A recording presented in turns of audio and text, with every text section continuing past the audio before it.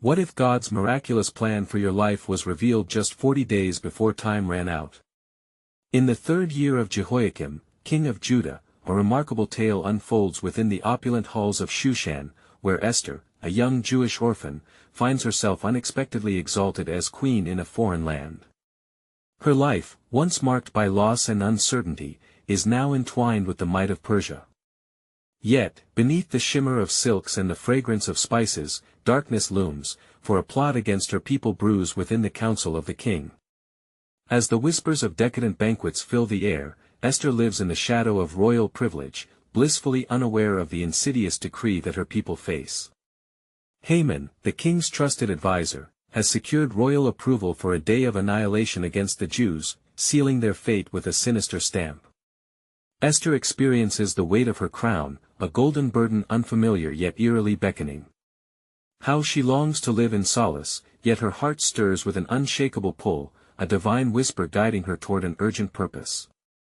In a moment of destiny, Mordecai, her beloved cousin, approaches her with a heavy heart. Do not think to yourself that in the king's palace you will escape any more than all the other Jews, he implores. A chill dances down Esther's spine as his words capture the reality of her position. For such a time as this, he continues, his voice an urgent echo of fate. Instantly, the world around her sharpening into focus, she contemplates her place in this great divine narrative. As fear settles into the crevices of her mind, she recognizes the danger of seeking an audience with the king uninvited, an act that spells death. Her royal beauty and privilege seem powerless against the grim decree. The weight of her people rests upon her shoulders, their fate intertwined with her courage. With her heart racing, Esther kneels in her chamber, a sacred space of intimacy where she beseeches the God of her forefathers for wisdom and strength. The promise of salvation hangs in the air as she gathers her resolve. Anxiety intertwines with faith as she prepares a grand banquet for the king and Haman, believing it may unveil the treachery threatening her kin. What if I reveal my identity and the murderous intentions of Haman? Or must I remain silent, preserving my life while doom befalls my nation? Each setting on the table weighs heavily upon her spirit, the stakes impossibly high.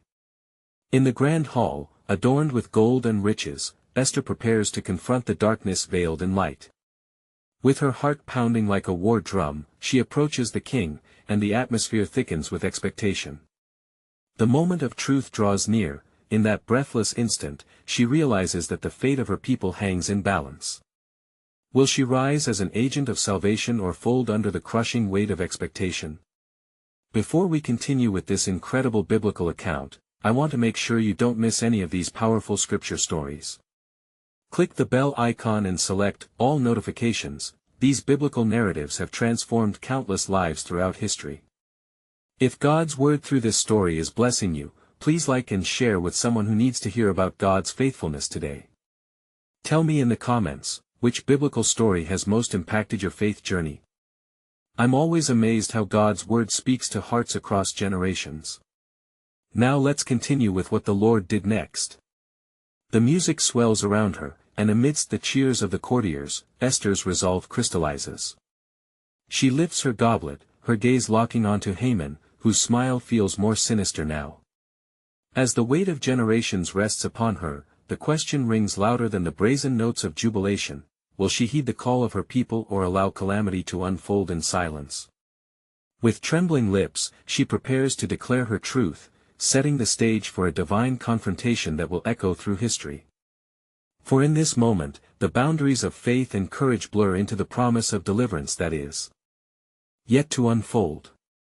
As the banquet drew on, the languid rhythms of the music intertwined with the joyous chatter of the guests, but Esther's heart raced like a wild stallion.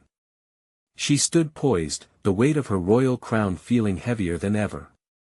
Every morsel of food on the opulent table seemed to mock her impending revelation. In that moment, all eyes were upon her, yet she felt the crushing gaze of heaven bearing down, holding her to the tapestry of destiny woven long ago. The king, pleased with his queen's preparation, lifted his cup in a toast, to Esther, my cherished queen. His voice resounded through the hall, and the assembly echoed their agreement, but her ears were deafened by the urgency of her mission. How could she fulfill her purpose? How could she muster the strength to reveal to the king that one of his most trusted advisers desired the complete destruction of her people? Taking a deep breath, she turned her gaze to Haman, whose eyes twinkled with arrogance, believing himself untouchable. With a whisper of prayer escaping her lips, she steeled herself, claiming courage in her heart and divinity upon her forehead. If I perish, she thought as the moment to speak drew nearer. My king, she began, her voice steady yet soft, trembling with the weight of truth. The room fell silent, the laughing faces suddenly veiled in anticipation. I have prepared this feast for you, bold and extravagant, for there lies a matter of life and death I must lay before you. Dread swirled among the guests as her words hung heavy in the air. The king's brow furrowed, curiosity mingling with concern. What trouble ails you, my queen? Speak, and I shall grant you all that you ask, half my kingdom if you desire it. Esther paused, feeling the gaze of all the courtiers press upon her. She allowed silence to linger, drawing them closer to the precipice of revelation as her own heart beat like thunder. O king, there is a decree that has been written for the destruction of my people the Jews. I am one of them, she proclaimed, her voice descending like a prophet among the wretched. Gasps echoed through the hall, and dismay carved a path across the king's face. Haman's smile vanished, replaced with a pallor of dread as the weight of betrayal struck like a tempest upon his soul. Your Majesty, this vile plan is wrought by none other than Haman. Esther declared, pointing toward the man who had so deftly woven deceit within the very heart of the court. His malice knows no bounds, for he sought your favor only to annihilate those whom my heart claims as kin. A murmur erupted, whispers of disbelief ricocheted around the chamber as Haman's eyes widened, revealing the cracks of his cunning facade. He grasped for words, but they eluded him, slipping like sand through his fingers. The king rose in wrath, fury igniting within his breast. What have you done? He demanded of Haman, his voice a thunderous echo of authority. Esther, emboldened by the unfolding plan of God, leaned into her moment. My lord, this man seeks to place a yoke of bondage upon your kingdom, to spill the blood of innocent lives for the sake of greed and power. Her voice rang with the fervor of righteous indignation. In that climactic hour, the truth stood unveiled, a sword drawn against the wickedness that festered within the palace. The air shimmered with anticipation, a divine orchestration hovered over the event, filling the hall with the promise of justice to come. For such a time as this the decree of life and death rested not only upon Esther's lips but upon the corridors of history itself. What wonders, O Lord, were to befall the people of Judah? What depths of salvation awaited, hidden away in the tapestry of your sovereign design? Would this moment serve as a revelation of hope, or were there greater trials still to come? As the king's anger blazed, Esther breathed deeply, knowing that she stood at the very threshold of God's remarkable plan, a plan poised on the cusp of divine intervention. Then the king's countenance grew dark, as a storm gathering upon the horizon. His eyes, filled with righteous fury, turned toward Haman. Shall I tolerate such treachery within my court? He thundered, his voice reverberating through the hall like the clap of thunder that precedes a tempest. Haman, recognizing the peril that clutched at his throat, fell down before the queen. Please, my queen, he stammered, do not let his wrath consume us all. It was a miscalculation, a mere jest. His eyes darted frantically, searching for an escape from the snare of his deceit. But Esther, with her countenance unyielding, spoke clearly into the hush that had fallen over the assembly. O king, I plead not only for my life but for the lives of my kin. This man is no jest-maker, his heart is steeped in wickedness, and his plans are forged in the fires of hatred. The king, sensing the gravity of her plea and the treason that wound its roots deep within his own court, withdrew in thought. He stepped away from the banquet, his mind racing, burdened by the weight of this revelation.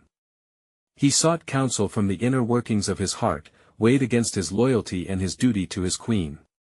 Then, as silence enveloped the hall, the king turned to his guards, his voice strong with newfound determination. What shall be done to the man who sought to destroy my queen and her people? The guards, sensing the shift in the atmosphere, responded with uncertainty, but their eyes filled with fear at Haman's plight. Let us seize him and prepare a punishment fitting to such betrayal." Haman's heart raced, and in a moment of desperation, he clung to the corner of Esther's robe, crying out for mercy. "Spare me, O Queen. I promise that my intentions were not as they seemed. I made a blunder, nothing more." Yet the king's heart was hardened, as he turned back toward Esther. "Tell me, O my queen, what do you desire of me?" No longer merely the king in splendor but now a guardian, fiery in purpose, earnest in justice. Esther, with a strength that surged from the depths of her spirit, replied, "Let Haman be judged according to his deeds, let it be known that his wickedness shall not prevail." At this, the very air in the hall shifted, whispers of dread mingling with a lingering hope. The king commanded, "Bring forth Haman. Let the man who hatches plots against the innocent be cast into the gallows he has prepared." As the guards seized Haman, the audience recoiled, hearts thundering within their chests. Esther's heart fluttered in mixed emotions, relief mingling with sorrow for the fall of a man who had once held her people in a vice grip of enslavement. Then came the final decree of the king, sealing the fate of wickedness that had dared to oppose divine will. "On the morrow, let it be known across my kingdom that justice has prevailed. A new decree shall be written, granting favor to Esther's people, a promise of life where darkness sought death." In that moment, a flicker of hope ignited the hearts of the Jewish people, who were still far removed from the banquet hall. They awaited their fate with bated breath, consciousness drifting toward the heavens. As the feast concluded, the stars shone brightly overhead, and as Esther stood amidst her revelry of victory, a whisper echoed deep within her spirit. "For such a time as this, I have prepared you, my child, for the unfolding of my great plan. Turn your ear towards me, the story of your people is not yet complete." And so, with divine purpose guiding her heart, Esther pondered the enormity of what lay ahead. For the fate of Israel was entwined with her own, and what awaited was a multitude of trials and triumphs, yet to be revealed in the tapestry of God's sovereign design. What ache of yearning lay yet buried in hearts untouched? What greater deliverance was on the horizon yet unseen? Then Haman was taken and led away, his feet stumbling as the weight of his evil deeds bore down upon him like a great stone, casting a shadow over his heart. As the guards led him to the gallows that he had constructed for Mordecai, a veil of darkness wrapped itself around him, the end of his treachery was nigh. In the palace, the king returned to his chamber, wrestling with the dread certainty of the decree he was about to issue. The air was thick with anticipation, thick like the smoke that arose from the pyres of sacrificial lambs, as he sought to uphold justice and protect his bride. His heart ached, burdened with the soul of a nation caught in the web of fate. Meanwhile, Esther, resolute in her spirit yet trembling within, took a moment to entreat the Lord of hosts in the quiet shadows of the palace. "O God of Abraham, Isaac, and Jacob," she prayed fervently, "sustain your people. Let this turning of events not merely be an end for Haman but the beginning of hope for Israel. Grant me strength, O Lord, for the purpose you have placed upon me is greater than I can bear." As she prayed, a vision flickered in her mind, the gathering of her people, united in prayer and fasting, calling upon the God who delivered them from bondage in Egypt. Esther resolved to act not only as queen but as the intercessor for her beloved kin. With renewed determination, she approached King Ahasuerus, the gleam of the flickering candles reflecting off her face, illuminating the hope that was gathering within her. "O King, you have saved my life this night, and now I plead for my people. Let it be known that in your favor lies the salvation of a nation." The king, seated upon his throne, turned toward her, surprise mingling with admiration in his gaze. "What more can I do, my queen, for you have captured my heart and my ear? Speak, and I shall heed your request." Esther then laid out her heart's desire. "Let a decree be written that all who wish to destroy my people shall be stopped. That our lives shall not merely be preserved but that we be granted the right to defend ourselves." The king nodded, his heart swelled with the nobility of her cause as he took up the royal scepter. "As surely as the God of Israel lives, let it be so. The decree shall be sent forth with haste. Your people shall have the right to gather together and stand against their enemies." In that moment, a loud proclamation echoed throughout the palace, "Let it be known from the walls of Susa to the furthest bounds of the kingdom, the Queen's decree is established. The people of the Lord shall rise like the dawn against the darkness that seeks to engulf them." Thus, Esther and the king set forth the new decree, which was carried by swift messengers, a divine counter to Haman's hate, a mightier force against the plot to extinguish their name.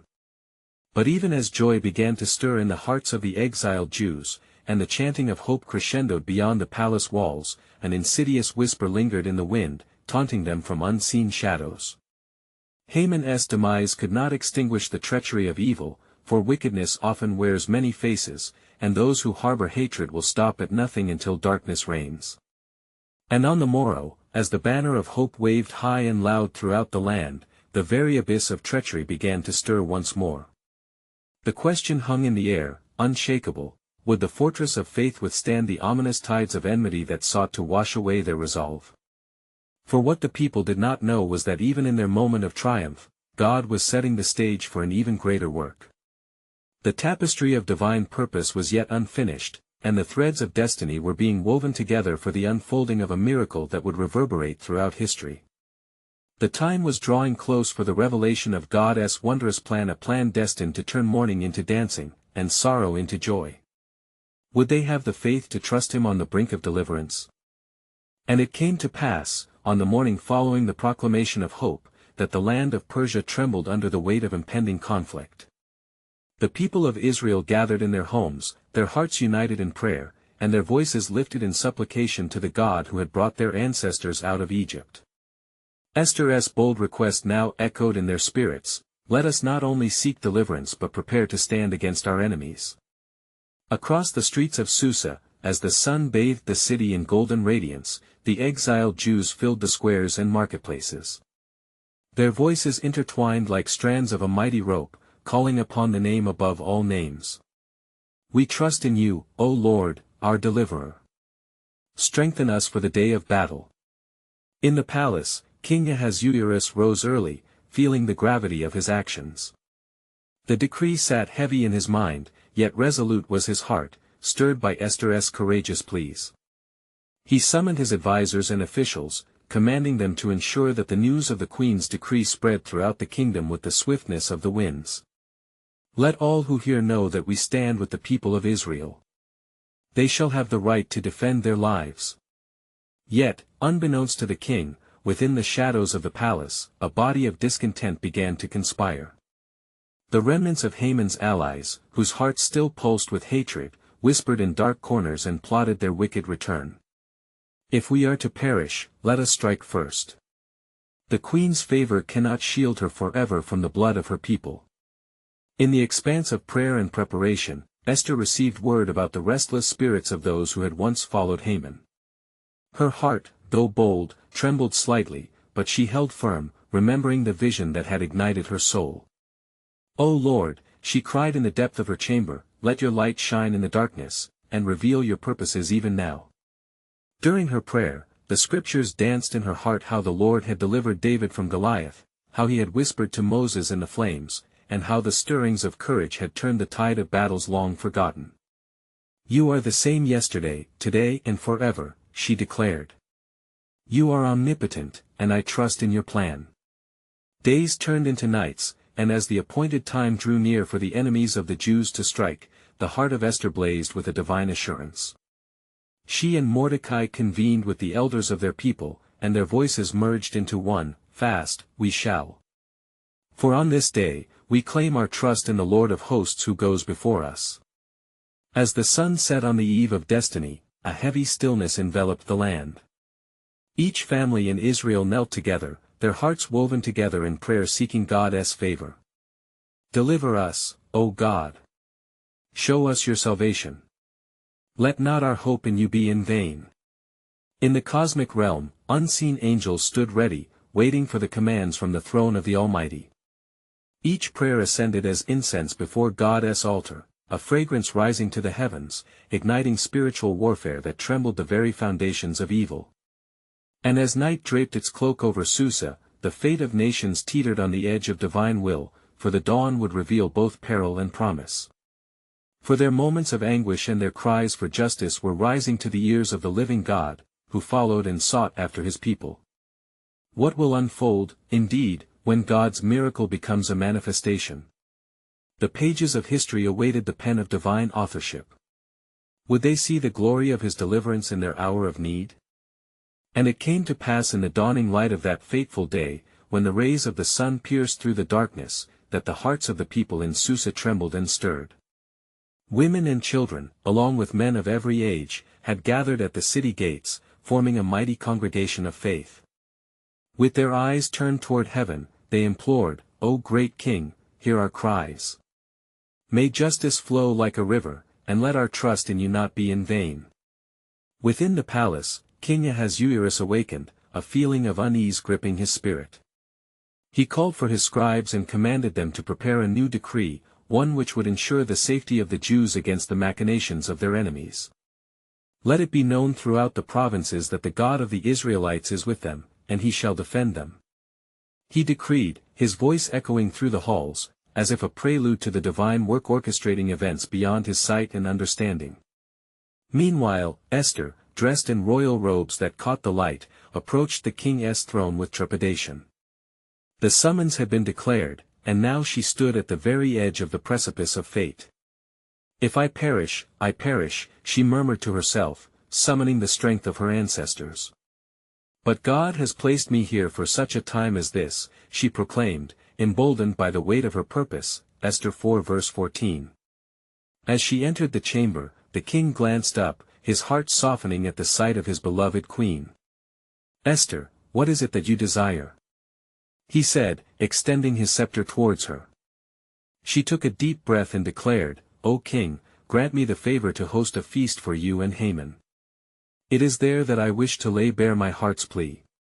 With the king's approval sealed, Esther orchestrated the feast with great care. As the day turned from brief to lengthy, Haman arrived with a prideful heart, his mind consumed with thoughts of glory and vengeance. Little did he know that the very fate he sought to bestow upon the Jews would be the snare of his undoing. At the banquet, as the wine flowed and laughter mingled in the air, Esther, filled with an unexplainable boldness, approached the depths of her revelation.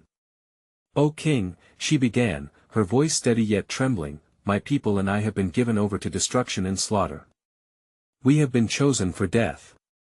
The king's countenance fell, confusion and anger mingled upon his brow. Who would dare do such a thing? He demanded.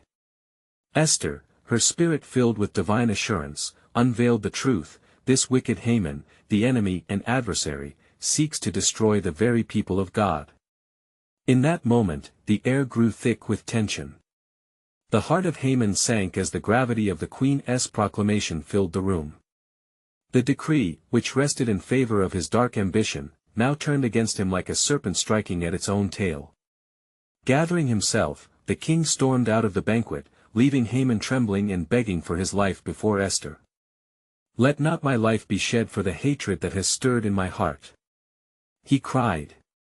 The confrontation signaled a shift in the heavenly realms, for unseen forces were moving on behalf of the faithful. The battlefield of Susa was now drenched in a different kind of fervor, one where truth and justice would arise from the ashes of deceit. And as Haman's dark plot unraveled before their eyes, Esther murmured a silent prayer, knowing that God's hand was indeed at work. "O Lord of hosts," she breathed, "you see all, you know all. And as this day unfolds, may your sovereign will reign." Thus, it was clear to those who looked upon the events transpiring in Susa that they were witnessing the culmination of a grand design. For the God who had fought battles before would elevate his people in their hour of need. What further revelation awaited the people of Israel? How far-reaching would the implications of these events become? As the king returned, bearing a countenance changed, the path to Israel's redemption was beginning to be unveiled. And it came to pass that the king, burdened with a revelation that threatened the very core of Haman's ambition, returned to the chamber where Esther stood, a figure of calm amidst the storm. The weight of justice hung heavy in the air, and royal decrees must now bear the mark of righteousness. Ahasuerus, his voice steady but laced with holy wrath, declared, "Bring in the wicked Haman. Let him face the judgment of my throne." As the guards obeyed, the hearts of all present quickened. Esther watched intently, her heart echoing the psalmist's words, "The Lord is righteous, he has cut the cords of the wicked," Psalm 129 verse 4. With each step of Haman as he entered, the tide of despair surged against him, for he was now a prisoner of his own treachery. The king, fixing his gaze upon Haman, spoke with authority, "You have driven a dagger into the heart of the innocent. You sought to extinguish their lives, but the God of the Jews watches over them."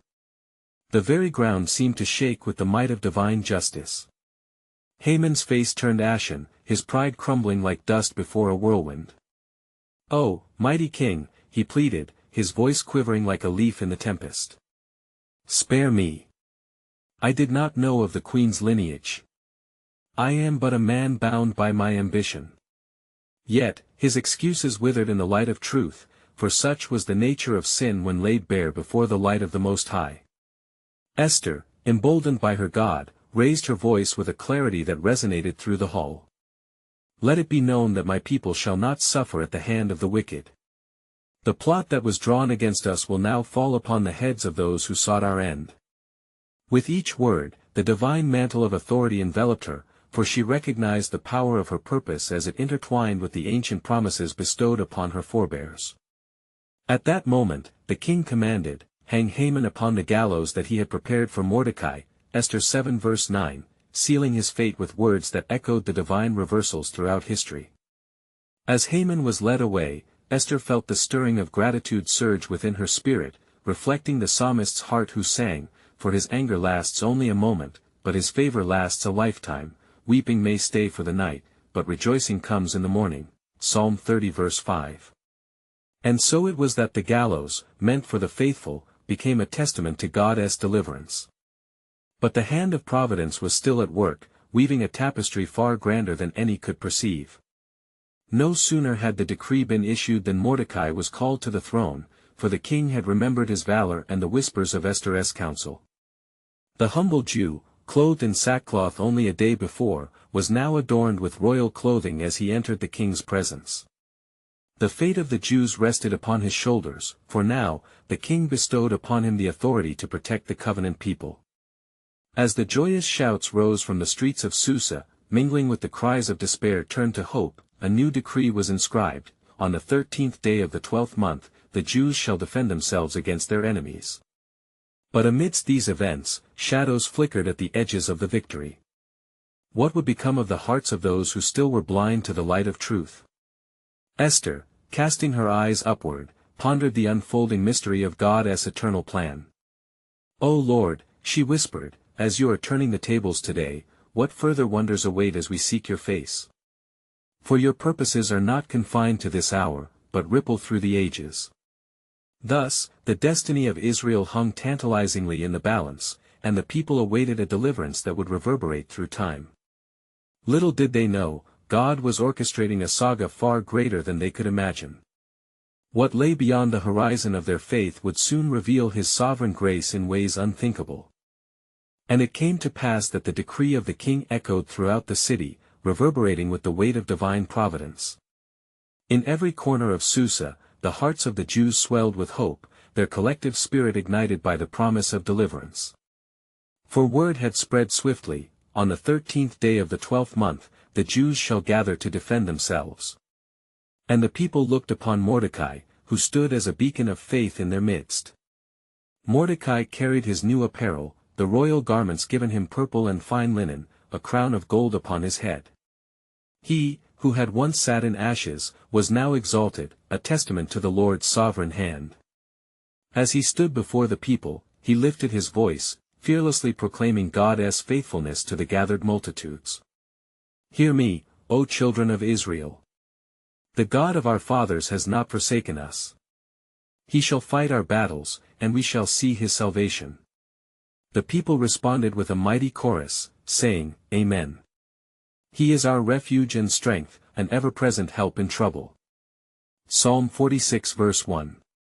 There was a stirring unlike any other, for they remembered the covenant, the promises made to their ancestors. With hearts aligned in faith, they prepared themselves for the day of reckoning. But in the depths of Haman's demise, there churned a darkness that lingered still. The enemies of the Jews, envious and vindictive, began to conspire. They sowed seeds of discord, attempting to undermine the decree, plotting to strike fear into the hearts of the faithful. "What strength do they have against us?" they whispered among themselves. "Let us take not one life, but many. For their God shall fail them." Esther, upon hearing of these threats, summoned Mordecai once more. She sensed the deepening shadows lurking over her people. "Cousin," she said, her voice trembling slightly but resolute, "our deliverance is at hand.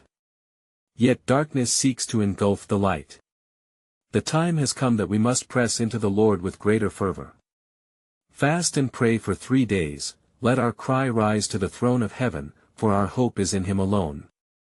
Mordecai, heedful of Esther's words, proclaimed a fast throughout the land. The streets of Susa were filled with the sound of mourning and supplication, as the people collectively sought the Lord, recalling the prayers of their forefathers. Day and night, their voices ascended like sweet incense before him. And it happened on the evening of the 3rd day, as Esther prepared to meet the king, her heart heavy with the weight of her people, she donned her robes and made ready. In her heart, a sacred resolve stirred. She would not enter uninvited, yet she trusted in the God who had elevated her for such a time as this. Esther 4 verse 14. With bated breath, she approached the throne, which gleamed with brilliance and power. King Ahasuerus, seeing her entrance, extended his golden scepter, beckoning her forth. "What is it, Queen Esther? What is your request?" "It shall be given to you, even to the half of my kingdom." Stepping forward, her voice steady, Esther laid bare her heart. "If it pleases the king, let my life and the lives of my people be spared. For we have been sold to be destroyed, annihilated, and exterminated." The king's brow furrowed with righteous indignation. "Who is it, and where is he that dares to presume such evil against you?" As the flickering light from the torches cast shadows across the hall, Esther's heart raced. With pointed wisdom illuminated by the Spirit, she revealed her adversary, the wicked Haman, who sought our lives, stands condemned. A righteous fury ignited within Ahasuerus, and he rose from his throne, declaring, "Bring me Haman at once." And so it was that the threads of deception were about to unravel, revealing the depths of God's ongoing sovereign plan. Unbeknownst to all, the 12th month was swiftly drawing near, and the time of reckoning would soon arrive, a sacred moment, when God's glory would shine forth and his people would witness the deliverance foretold. Little did they know, the battle lay not only in the physical but in the spiritual realm, where faithful prayers would unleash a torrent of divine power against the forces of darkness. And it came to pass that the king's command was swiftly executed. Haman, whose heart was filled with malevolence, was brought before the king, his fate sealing shut like a heavy door. Fear coursed through him, yet he could not comprehend the depths of the peril he faced. As Haman entered the royal court, the atmosphere crackled with tension. The king's eyes burned with righteous fury, and he turned from Haman to Esther. "What shall be done to the man who has sought the destruction of your people?" The word struck Haman like thunder, crackling in the silence. Esther, with calmness and courage, spoke. "Your Majesty, the wicked man is weeping for himself, for his treachery has come to an end. It is he who plotted our demise that I stand against." In that moment, Haman's knees trembled beneath him.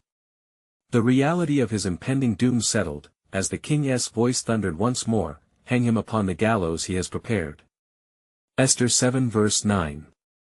The decree was made, and the soldiers wasted no time in leading Haman to his own place of disgrace, where the noose awaited. So was the fate of the enemy destined to be turned upon his own head. And the decree against the Jews remained, the 13th day was still upon the horizon. Yet God, in his providence, ignited a spark of hope amidst despair. Mordecai, with unyielding faith, felt the stirrings of a greater purpose within the heart of Susa. "Let us not relent, for the God of Israel will deliver his people," he proclaimed to the assembly that gathered in the courtyard. Days rolled on towards that ominous 13th day, and the air thick with tension was met by the sound of prayers that rose like incense unto God. The faithful gathered, their unity in prayer unbreakable. Remember us, O Lord. We know our strength lies not in ourselves, but through you, they cried, Psalm 20 verse 7. Esther withdrew to the palace, yet her heart was heavy with the burden of her people. She could not forget the solemn words of Mordecai, perhaps you have come to royal dignity for such a time as this, Esther 4 verse 14. She prayed silently, and the Spirit of the Lord whispered solace over her, for the hand of God was guiding every moment. As the sun began to set on the eve of the 13th day, shadows danced across the walls of Susa. The palpable tension revealed itself as oppressors resumed their plots. This time, their God will not save them, they taunted, their laughter echoing like the clanging of iron against iron. But there, deep within the hearts of the faithful, a divine assurance blossomed. On the morrow, they would rise not only to battle against flesh and blood, but against principalities and powers of darkness. The spiritual realm stirred, and the heavens did not remain silent. God was preparing to unveil his plan, a mighty salvation that would shift the course of history for his people. As dawn approached, the fasting and prayer of the Jews reverberated in the heavens, drawing God's attention. Esther, clothed in her royal garments, gathered courage anew.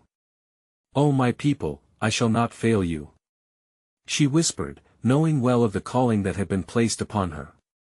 What the people did not see was a sacred war being waged in the unseen realm. Angels prepared for battle, spirits rallied around the faithful, awaiting the command of the Almighty. For the battles of man become the arena for the glory of God.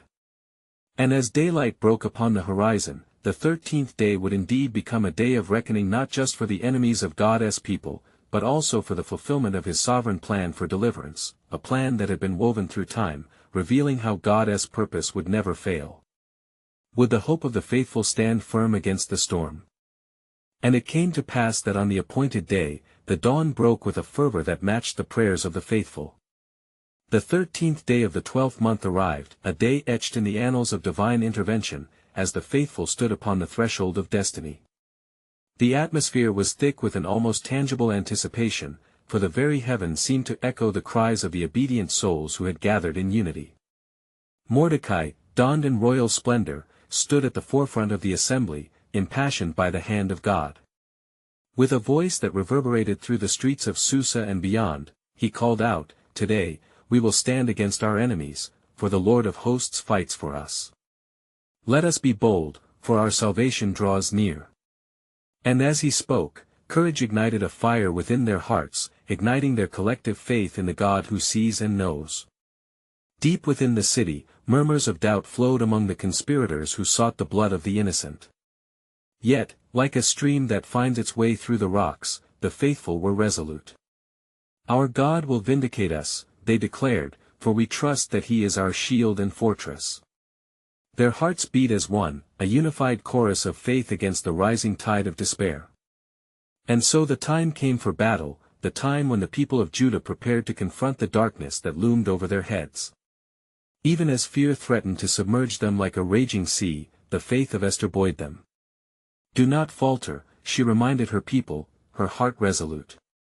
"The God of our ancestors has delivered us time and time again, today will be no different." Meanwhile, Haman's remnant collaborators gathered, emboldened by their wicked ambitions. Yet, as the sun rose higher, the tremors of despair began to stir in their hearts, for a palpable unease rippled through their ranks. "What chance do we have against a people whose God fights for them?" they whispered, but their doubts stirred like shadows before the light. In the palace, King Ahasuerus could feel the shift in the atmosphere as his trust in Esther deepened. How remarkable the unraveling of Haman's plots! Haman, who had plotted the demise of a nation, was now the very catalyst for their deliverance. The king wondered how it had come to be that his heart softened toward the cause of the Jews.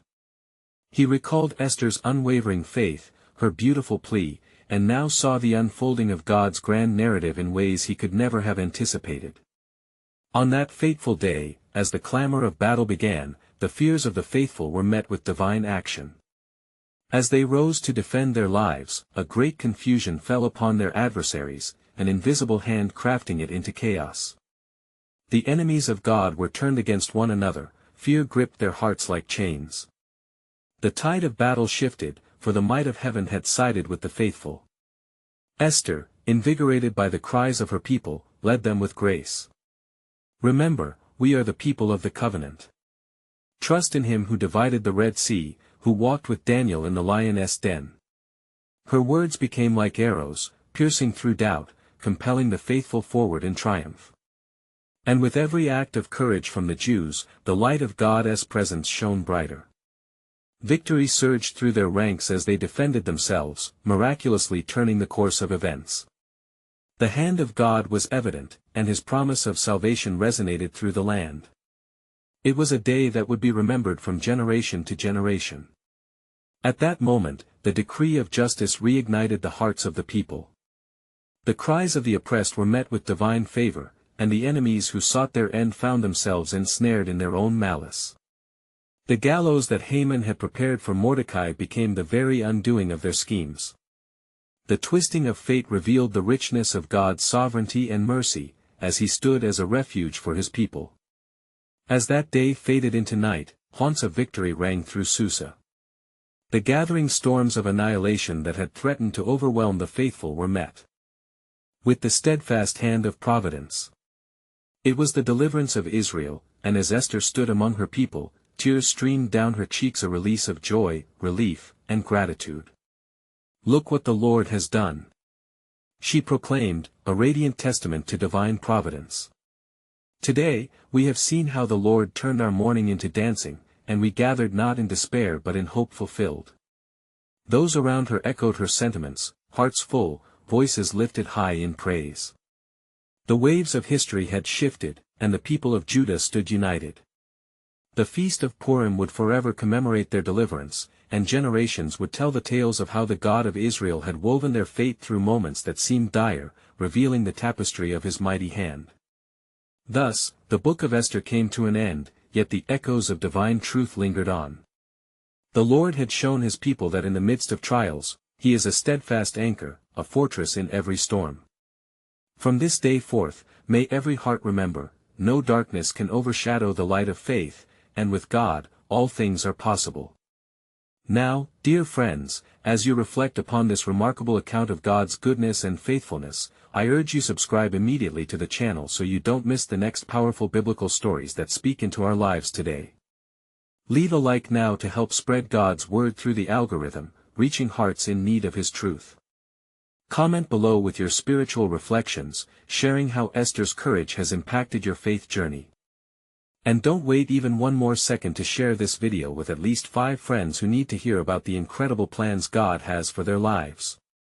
You need to stay connected to the Word of God. Together let us proclaim His goodness and expand His kingdom on earth.